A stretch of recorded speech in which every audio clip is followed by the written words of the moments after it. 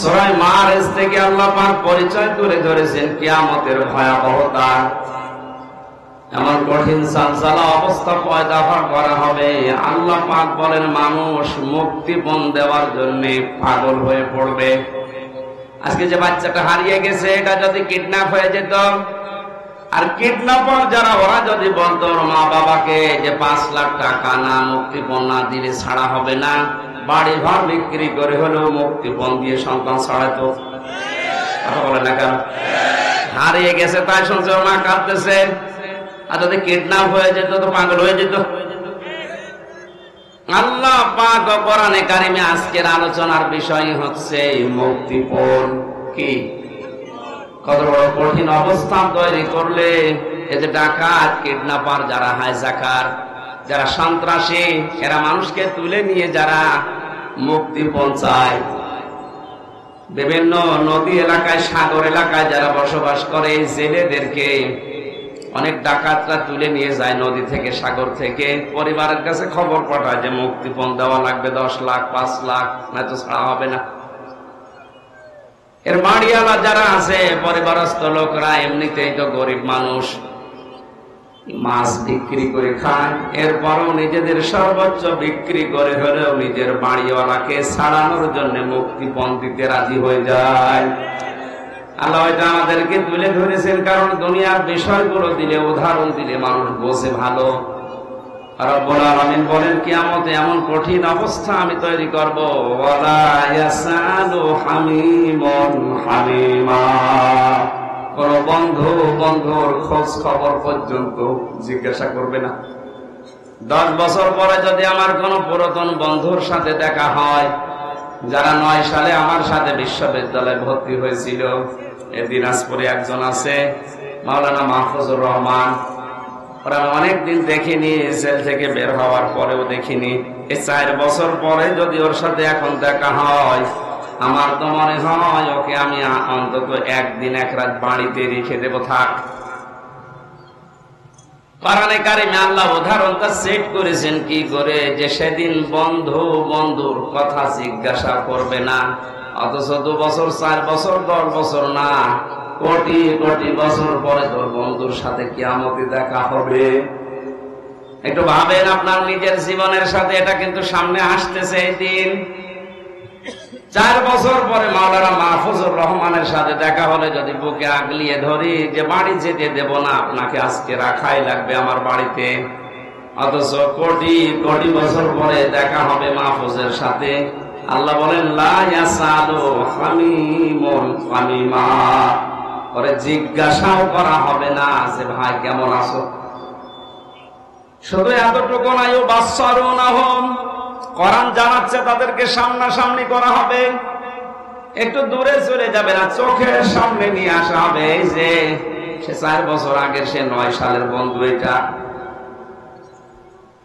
ইয়াওয়াদুল মুজরিমু লা ইয়াফতাদি মিন আযাবি ইয়াউমিযিন বিবানি, মানুষ যখন এই ঘামের ভেতরে ঘামতে ঘামতে হাবুডুবু খাবে, এখানে যত গরম হোক ঘামের ভেতরে মানুষ ডুবে গেছে।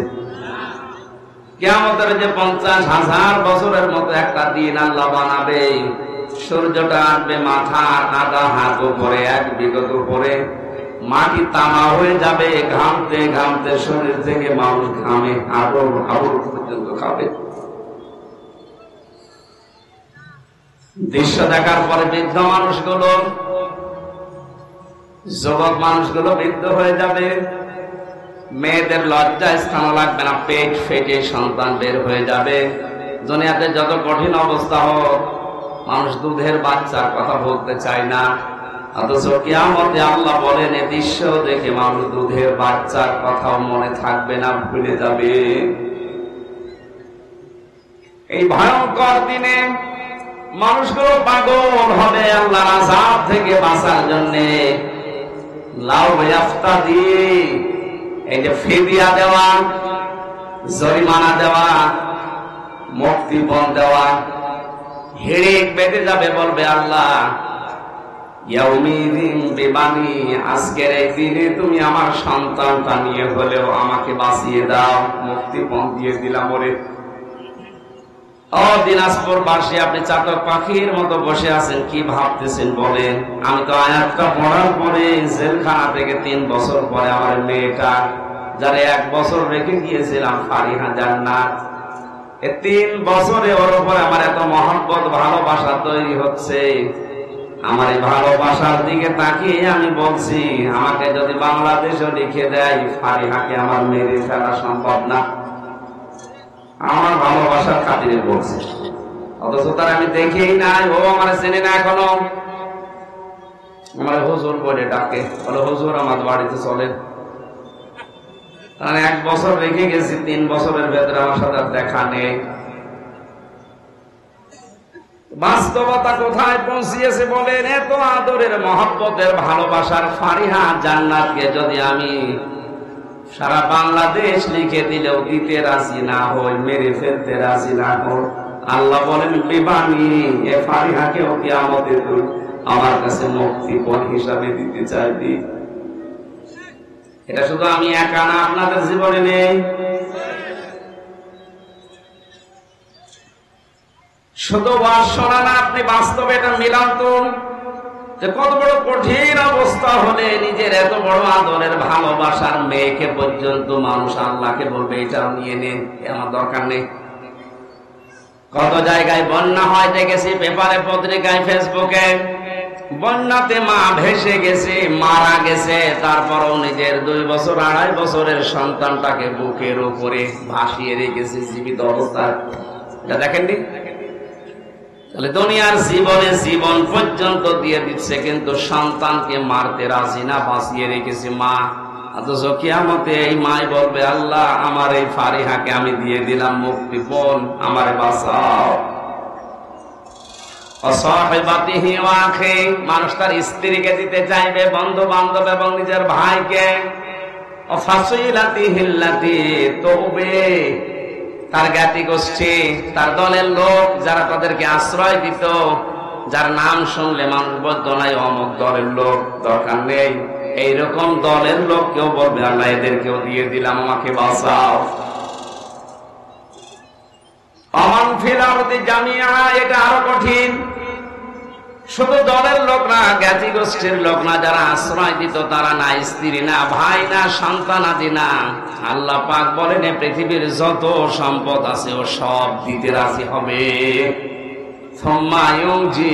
এরপরও সে বলবে, আল্লাহ আমারে নাজাত দাও, আমাকে বাঁচাও। এতটুকু বলার পরে আল্লাহ আলোচনার ধরন এবার পাল্টিয়েছেন। একটু ভালো করে শুনবেন।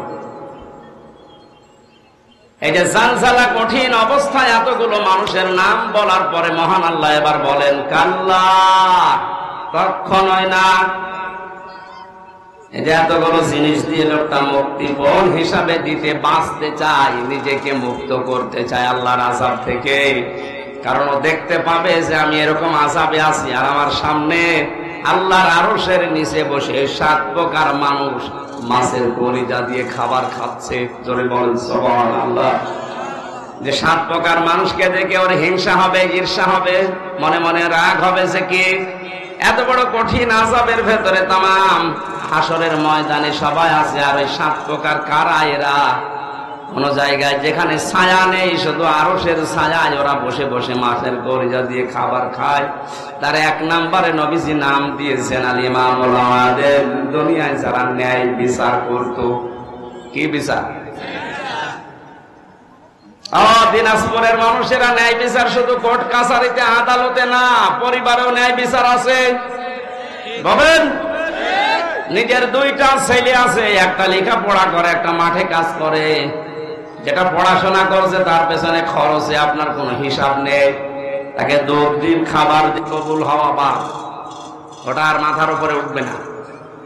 2 নম্বরে যখন মারা যাবে ঈমান পাবে না, বেঈমান হয়ে মরবে। এই বাংলাদেশে কি এই আয়াতের উপরে পড়ে যায় এরকম মানুষ নেই? এখানে নেই? একেবারে সাহস করে হাত তোলেন তো, শরীক ফাঁকি দিয়েছেন কারা? এলাকায় আমার মনে হয় আগামী বছর আর ওয়াজ দেওয়ার দরকার নেই, এগুলো সব আল্লাহর ওলি বসে আছে। না ভালো, তাহলে আমার আগে যিনি যে প্রতিনিধি কথা বলছিলেন উনি মনে হয় মিথ্যা কথা বলিস। যে 5 ওয়াক্ত নামাজ পড়ে আর মানুষকে ফাঁকি দেয়, ওনার কথা কি মিথ্যা? অবশ্যই এখানে এরকম মানুষ আছেন। আপনি লজ্জায় কয়েকজন মানুষ এখানে হাত তুলছেন না, কিয়ামতে আপনার এই জায়গায় লেখা থাকবে আপনি শরীক ফাঁকি দিয়েছিলেন। এটা শুধু মনে মনে না, এটা বিশ্বাস করেন তো? আজকে বাড়িতে ফেরত দেন, যেভাবেই হোক। ফুফুর জমি, ভাইয়ের জমি, চাচার জমি, জনগণের যে সম্পদ আত্মসাৎ করেছেন, মেরে খেয়েছেন, আগে ফেরত দেন। কিসের নামাজ পড়েন, কিসের রোজা রাখেন আপনি? আগে ওই নামাজ পড়েন। বলেন, আপনি নামাজ পড়ে যদিও কবুলই না হয় তো পড়ে সময় নষ্ট করবেন কেন? ওই সময়টা অন্তত একটু নাচ গান দেখেন, নাকি না? মানে ওদিকেও হারাচ্ছেন, এদিকেও হারাচ্ছেন। আমার এই হাদিসটাকে আপনি বিশ্বাস করেছেন নাকি মনে করছেন যে হলেও হতে পারে, না হলে? তাহলে শরীক যারা ফাঁকি দিয়েছেন ওদের 1 নাম্বার ক্ষতি কি? ওই দিন থেকে ওদের নামাজ, রোজা, এই দাড়ি, টুপি, পাগড়ি, জুব্বা, জিকির, আজকার সব শেষ। ওগুলো আর কবুল হবে না, বন্ধ। এটা যেহেতু রেকর্ড হচ্ছে সারা বাংলাদেশে, কালকে ছড়িয়ে যাবে। সবাইকে আমি উদ্দেশ্য করে বলছি, শরীক ফাঁকি দেওয়া এখনই আপনি থামেন। আগে ওর টাকা, ওর জমি ফেরত দিয়ে আসেন, তারপরে নামাজ শুরু করেন। 2 নম্বরে আপনি যখন মারা যাবেন ঈমান পাবেন না, বেঈমান হয়ে মরবেন আবু জেহেলের মতো। কারণ ও এতিমের সম্পদ আত্মসাৎ করেছিল, এই জন্য সূরা আরাইতাল্লাযী ইউকাযযিবু বিদ্দীন নাযিল হয়েছে। এক কথা বলেন না কেন? আল্লাহ তুমি আমাদের এই মুসলমানদেরকে এরকম গুনাহ থেকে হেফাজত করো, বাঁচাও। বলেন আমিন। এত বড় কঠিন কঠিন জিনিস যাদেরকে বেশি ভালোবাসা হয়, সন্তান, স্ত্রী। এখানে যদি কোনো পাগল বিয়ে করে, পরে যদি ডাক দিয়ে কেউ বলে ভাই তোর বউটা আমার কাছে 1 ঘন্টার জন্য রাখ, আমি তোরে 10,000 টাকা দেব, পাগল দেবে? বলে এত বড় পাগল রাজি হচ্ছে না শুধুমাত্র 1 ঘন্টা দেওয়ার জন্য। অথচ কিয়ামতে আল্লাহ পাক বলে না সাহিবাতিহি, তার বউকে বলবে আল্লাহ এটাও নিয়ে নাও, এ মুক্তিপণ দিয়ে দিলাম, আমারে বাঁচাও। ইব্রাহিম নবী আলাইহিস সালামের মতো এত বড় পাওয়ারফুল নবী, যিনি জাতির পিতা, জাতির তিনি বলবে আল্লাহ আমার পিতা আজরের সাথে যা ভালো লাগে করো, ও সাথে আমার দেখার দরকার নেই, তুমি আমারে বাঁচাও। ঈসা নবী আলাইহিস সালাম বলবে আল্লাহ তুমি আমার মা মরিয়মের সাথে যা আচরণ করার করো, ওরে কোথায় দেবে, জাহান্নামে না জান্নাতেও, আমার দেখার দরকার নেই, তুমি আমাকে বাঁচাও, আমি মুক্তি চাই। আমি কি চাই?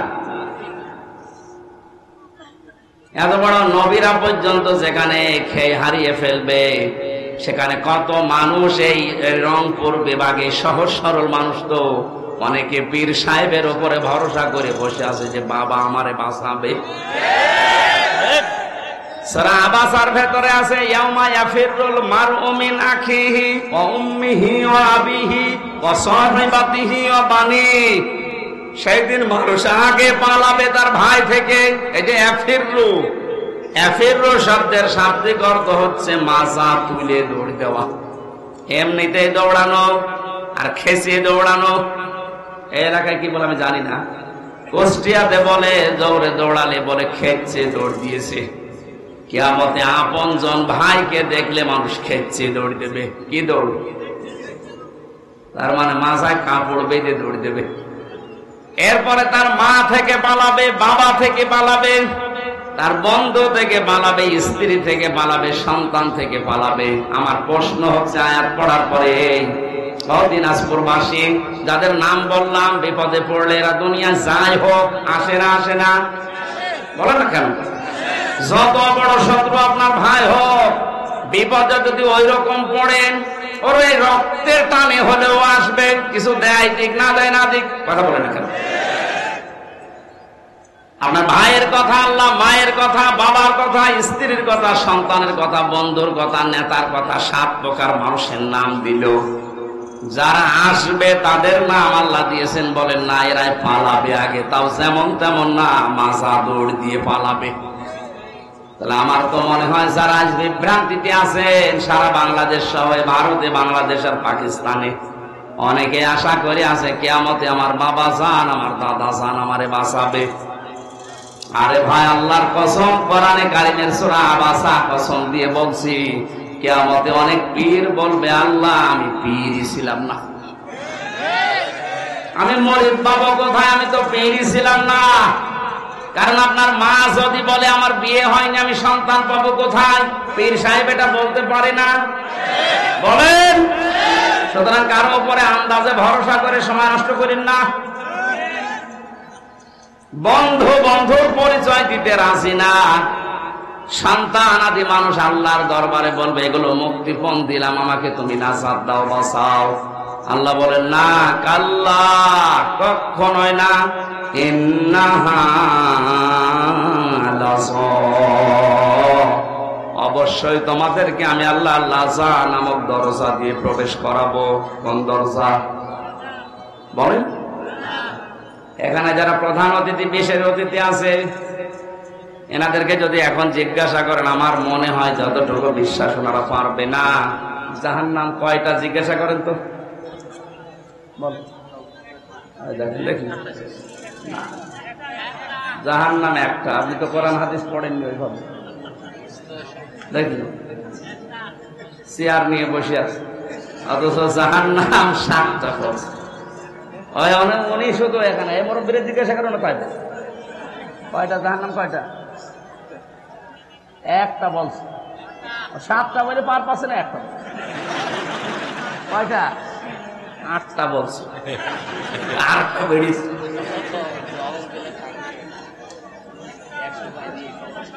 ধমক দিলে আমার মনে হয় আরো বাড়বে না। এই ভ্রান্তিটা কাটানো দরকার, যে অনেকেই ভুলের ভেতরে আছে। এই অতিথি ভাই, কোনদিন পড়িয়েছে না? আমি অনার্স মাস্টার্স করেছি কোরআনের, আমি তো কোনোদিন পাই। হ্যাঁ, জানেন না? এইটা জানে না শুধু এই দুইজন কেন, এখানে অধিকাংশ মানুষই জানে না। জাহান্নাম কয়টা জানেন? জাহান্নাম একটা। জাহান্নাম কয়টা? সে একজনকে বলছে, ওই ওযুর ফরজ কয়টা? 19টা। কি হাত ধোয়া, পা ধোয়া, জোব্বা ধোয়া, নাক ধোয়া, চোখ ধোয়া, সব 17টা। ওযুর ফরজ তো বললি যে 19টা, বলতে বলতে 21টা বলে ফেলেছি। বলছো, হুজুর এখনো জানি, আমি ভয়তে বলছি। আমার মনে হয় মুরব্বীরা যত ধমক দেবে, 7টা, 8টা, 10টা, শেষে 100টা বলে ফেলে। না, শুধু দোষ ওনার একা না। এই বাংলাদেশে আজ আমার মনে হয় 100টা মানুষের 98টা মানুষ এই প্রশ্নের জবাব দেয় যে জাহান্নাম 7টা, জান্নাত 8টা। কোনদিন এটা কোন জায়গায় আমরা পড়িও নি, কোন জায়গায় পাইও নি। ওই শুনে কি করি? ওই যে বললাম নবীকে পাগল বলতো, 2 নাম্বার কারণ কি ছিল? কিসে? কোন কারণে, এমনি বলি। আমরা আজ এমনিতে এরকম বলি, কোন জায়গায় কিন্তু পাইনি। কোরআনে আল্লাহ জানিয়েছেন সূরা হিজরের, এটা মুখস্থ করে রাখবেন। সূরা হিজরের 44 নম্বর আয়াত, আল্লাহ বলেন, লাহা সাবাতু আবওয়াব, জাহান্নামের দরজা 7টা। কয়টা বলেন? জাহান্নাম কয়টা? একটা। লিকুল্লি বাবিন মিনহুম জুজউম মাকসুম, পৃথিবীতে যে যেই ধরনের অপরাধ করবে, আল্লাহ তাকে ওই দরজা দিয়ে জাহান্নামে প্রবেশ করিয়ে ওই শাস্তি দেবে। তাহলে এক এক জায়গার শাস্তির ধরন এক এক রকম। কথা বলেন না কেন? আজকে যে দরজার আলোচনা করছি, দরজার নাম লাযা। নাম কি? কয়টা জাহান্নামের দরজা বলেন? 1 নাম্বার দরজার নাম হচ্ছে লাযা, 2 নাম্বার নাম হচ্ছে হুতামা, 3 নাম্বার নাম হচ্ছে হাবিয়া, 4 নাম্বারের নাম সাঈর, 5 নাম্বারের নাম সাকার, 6 নাম্বারের নাম জাহিম, 7 নাম্বারের নাম জাহান্নাম। এই জাহান্নাম একটা দরজার নাম। তাহলে জাহান্নাম একটা দরজা। দুনিয়াতে যেই ধরনের অপরাধ আমরা করছি, কিয়ামতে আল্লাহ ওই দরজা দিয়ে তাকে প্রবেশ করিয়ে ওই রকম শাস্তির ব্যবস্থা ওখানে রেখেছে। আমি রিমান্ডে যে 10 দিন ছিলাম, ওখানে এক একজনের শাস্তি এক এক রকম। যারা অস্ত্র নিয়ে ধরা পড়েছে, যারা মানুষ মার্ডার করেছে, ওদের যে রিমান্ড, ওখানে প্রথমে নিয়ে গেলে যদি স্বীকার না করে, যে এই নখ তুলে নেয়। আমারও প্রথমে বলছিল যে এই যে মেশিন পত্র সব আছে, এখন জিনিসপত্র তোলা হবে। তার মানে ওই রকম জায়গা ওর জন্য আলাদা, মাটির নিচে ঘর আছে, ওই ঘরের ভেতরে কোনো আওয়াজ নেই, শুধু ক্যামেরা ফিট করা। চোখ কাপড় দিয়ে বাঁধা, কালা কাপড় দিয়ে, পেছনে হাত বেঁধে দেওয়া, পা মাটি থেকে একটু শূন্য করা, 11 ঘন্টা দাঁড়িয়ে থাকা, কোনো কথা বলতে পারবে না। কি কঠিন অবস্থা বলেন, কেউ নেই, মাটির নিচে কোনো শব্দ নেই। ওই পাশ দিয়ে মনে হয় ড্রেন ছিল, একটু আওয়াজ হচ্ছিল মাঝে মাঝে, যখন কেউ পোশাক পায়খানা করছে ওই পাশ দিয়ে পানি যাচ্ছে, মনে হচ্ছে জানা দুনিয়ায় আছে। হঠাৎ পা যদি মাটিতে একটু পড়ে যায়, ও তো ওই 7 তলা থেকে ক্যামেরায় দেখতেছে, একটু মাটিতে পা পড়ে গেলে শুধু আওয়াজ দেয়, 1-1.5 ঘন্টা 2 ঘন্টা পরে কোনো আওয়াজ। আমি জোহর, আসর, মাগরিব, এশা 4 ওয়াক্ত নামাজে একবারে পড়েছি। নামাজ কখন যাচ্ছে, কখন কয়টা বাজছে, দুনিয়ায় কিচ্ছু জানি না। এই যে জায়গাটা, এখানে কি সবাইকে নিয়ে যায়? মুরগি চুরি করে ধরা পড়েছে, ওরা নিয়ে যাবে, ওরে 2টো থাপ্পড় দিয়ে বলবে ক টাকার মুরগি চুরি করে টাকাটা দিয়েছে। আর যে মার্ডার করে এসেছে, যে লোকটা অস্ত্র নিয়ে ধরা পড়েছে, ওরে 2 থাপ্পড় দিয়ে বিদায় করবে? ওর কাছ থেকে স্বীকারোক্তি নেওয়ার জন্য ওর ঘর আলাদা আছে, ওর রিমান্ডের জায়গা আলাদা নেই। আল্লাহ বলেন, দুনিয়াতে যে যে ধরনের অপরাধ করো তারে ওই দরজা দিয়ে প্রবেশ করিয়ে আটকিয়ে দেব, এইবার ভেতরে আমি চালাবো মেশিন। তার প্রথম নাম্বারে কি বললাম? লাজা। বলেন এটা এত বড় ভয়ঙ্কর জায়গা। আমি কোরআনে কারীম থেকে এবার শোনাচ্ছি, উদাহরণ দিলে মনে থাকে ভালো, এজন্য আগে বলে নি আপনাদের জন্য। 1 থেকে 5 পর্যন্ত পড়ানো হয়, কি বলে ওটা? প্রাইমারি। কি বলে ওটার নাম? Primary school. বলেন তো কি? ওখানে ক্লাসরুম 5টা দরজা আছে, এটা জানেন তো? যে যেই ক্লাসে পড়ে ওই দরজা দিয়ে সে প্রবেশ করে। ক্লাস 2তে পড়ে, ও কি 5 ক্লাসে যে বসে থাকতে পারবে? আর বসে থাকলে ওরা স্যার থাকতে দেবে? বলবো তোরে এখানে আসতে ওর এখন 3 বছর পড়া লাগবে, তুই বের হয়ে 2 ক্লাস। আল্লাহ বলেন, লিকুল্লি বাবিন মিনহুম জুজউম মাকসুম। পৃথিবীতে যে যে ধরনের কাজ কারবারে থাকবে, কিয়ামতে আল্লাহ ওই দরজা দিয়ে তারে প্রবেশ করিয়ে ওই রকম কেসেম দেবে, এসএম দেবে। কেসেম মানে অংশ, ওই অংশটা তারে দিয়ে শাস্তির ধরন তাকে বোঝাবে। এই লাশ হওয়াটা খুব কঠিন। আমরা দেখি লাশ হয় যাওয়ার জন্য যে কাজগুলো দুনিয়ায় মানুষ করে, আমরা ওই কাজে আছি কিনা। যদি থাকি, আল্লাহ বলেন ওখানে প্রবেশ কর। ওখানে প্রবেশ করার পরে কি হবে সেটা এবার আসে। কাল্লা, কখনোই না। তোর মুক্তিপণ আমি একটাও নেব না, তোর সন্তান আমি নেব না, তোর স্ত্রী নেব না, তোর ভাই নেব না, তোর জাতি গোষ্ঠী যারা তোকে আশ্রয় দিত, তোর দলের লোক, ওগুলো আমার দরকার নেই। তামাম দুনিয়ার সম্পদ দিলেও আমি নেব না। তোরে আমি প্রবেশ করাবো জাহান্নামের লাজার হোতমা নামক দরজা দিয়ে। ও দিনাজপুর বাসী, এবার আপনি নিজের সাথে মিলাবেন। কাল্লা ইন্নাহা লাযা নাযাআতাল লিশশাওয়া। এই দরজা দিয়ে প্রবেশ করার সঙ্গে সঙ্গে আগে চামড়া খসে যাবে। এই কথাটা শুনতে যত সহজ মনে হচ্ছে, বাস্তবতা কি অত সহজ? কি এমন ঘর আল্লাহ বানিয়েছে যেখানে ঢুকলে চামড়া খসে যায়? এ ঘরের ভেতরে আল্লাহ প্রবেশ করাবে কাদের?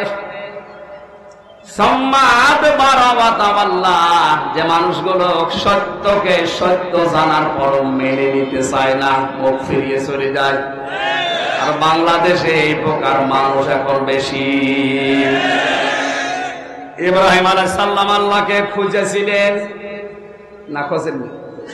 প্রথমে চাঁদ দেখে মনে করেছিলেন এইটাই আমার খোদা, এটাই আমার আল্লাহ। যখন ডুবে গেল বলছে না, যে ডুবে যায় ও আমার মালিক হতে পারে না।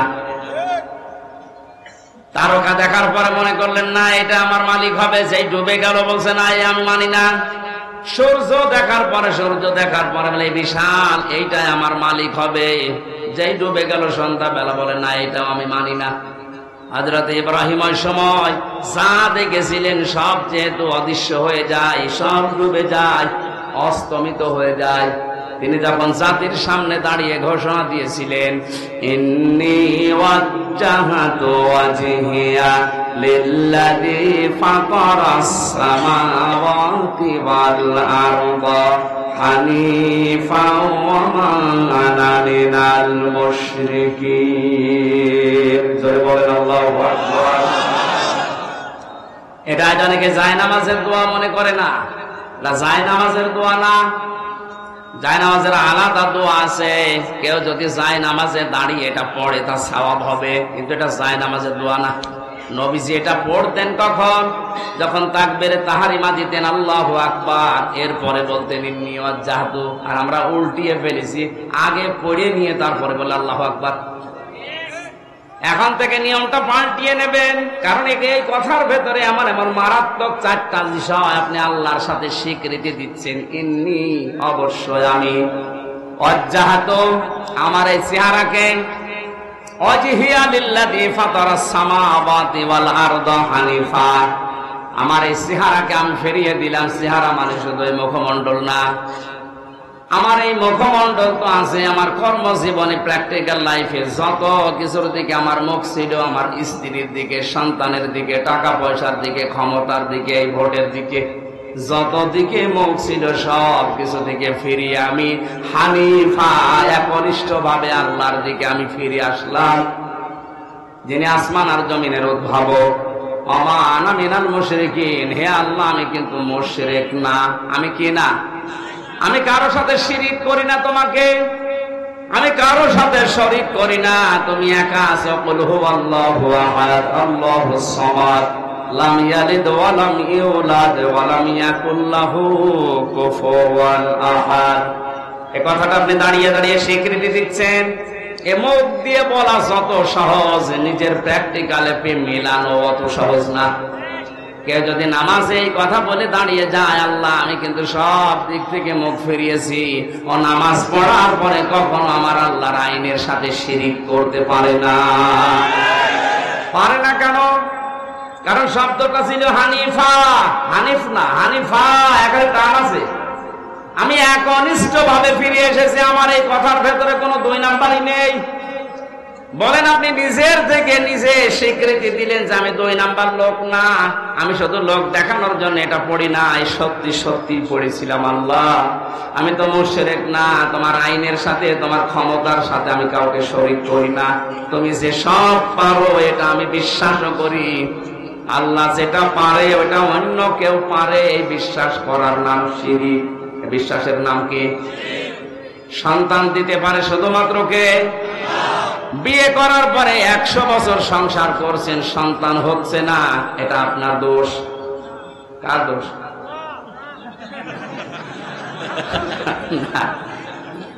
কথা একেবারে খারাপ বলে দিন, কারণ ওটা তো আপনারও দোষ নেই, আপনার স্ত্রীরও দোষ নেই। আপনার মতো এই লোকটা 10 বছর বিয়ে করে ও সংসার চালাচ্ছে, ওর সংসারে 10টা ছেলে মেয়ে 10 বছরে, আর আপনার 50 বছরও একটা হয়নি। এ দোষ কার? বললে কেমন হয়ে জানেন? এবারে আমার বিশ্বাস করা লাগবে যে আমার বড় দোষ নেই, আমারও দোষ নেই। ক্ষমতা যেহেতু আল্লাহর হাতে, উনি দেয় না, উনি এটা আমার পরীক্ষার ভেতরে ফেলে রেখেছে। এটার জন্য আমি মরা পীরের কাছে কবরে যাব, জিন্দা পীরের কাছে যাব, এটা শিরিক হবে। আমি এই জন্যই তো হানিফা বললাম যে আমি একনিষ্ঠ ভাবে ফিরে এসেছি, কারো দিকে আমার আর মন নেই, মুখ নেই। আমি মুশরিক না। ইব্রাহিম আলাইহিস সালাম আল্লাহকে খুঁজে পেয়েছিলেন কষ্ট করে, আর আমাদের চোখে আঙ্গুল দিয়ে আলেমরা দেখিয়ে দেয়, এরপরও সত্য জানার পর না। আপনি প্রবেশ করবেন কোন দরজা দিয়ে? বলেন বলেন। এবার বলেন আপনি বাংলাদেশে লাজা দরজা দিয়ে যাওয়ার মতো মানুষ আছে না নেই? এখানে নেই। যারা সত্যকে জানার পরে অহংকার করে মুখ ফিরিয়ে চলে যায়। এরপরেরটা তো আরো কঠিন, বলবো। যারা সম্পদ জমা করে আর সংরক্ষণ করার জন্য চেষ্টা চালায়। সম্পদ কি? পৃথিবীর যত সম্পদ আছে, নবীজির ভাষায় উত্তম সম্পদ হচ্ছে নেককার আল্লাহওয়ালা মেয়ে মানুষ।